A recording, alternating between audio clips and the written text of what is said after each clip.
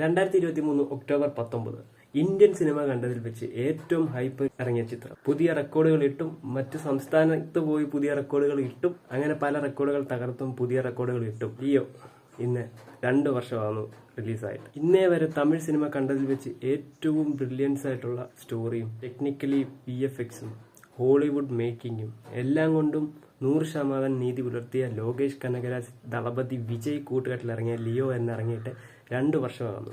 പിന്നെ മ്യൂസിക് ചെയ്തിരിക്കുന്ന അനിരുദ്ധാണ്. അതൊരു വേറെ ലെവലായിട്ടാണ് ചെയ്തിരിക്കുന്നത്. ഇന്റർബ്ലോക്കൊക്കെ ഭയങ്കര ഒരു തിയേറ്റർ എക്സ്പീരിയൻസ് ആയിരുന്നു ലിയോ എനിക്ക് സമ്മാനിച്ചത്. നിങ്ങൾക്ക് എങ്ങനെയാണ് നിങ്ങൾ കമൻറ്റ് ചെയ്യുക.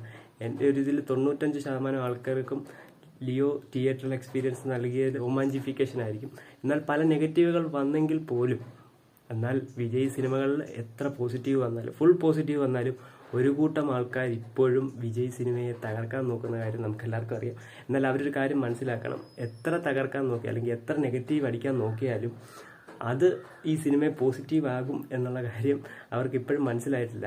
ഏകദേശം ഒരു 10-20-25 ദിവസം കഴിഞ്ഞ് ഞങ്ങളുടെ ഇവിടെ തിയേറ്ററിൽ 2ാമത്തെ പ്രാവശ്യം ലിയോ കാണാൻ പോയപ്പോഴും അത് ഹൗസ്ഫുൾ ആയിരുന്നു. അത് ഫുൾ ഫാമിലി ഓഡിയൻസ് ആയിരുന്നു. നമ്മുടെ കേരളത്തിലെ സംഭവമാണ്. അപ്പം എന്താ മറ്റ് സംസ്ഥാനങ്ങളിലും തമിഴ്നാട്ടിലൊക്കെ തൂക്കിയടിയായിരുന്നു സംഭവിച്ചത്.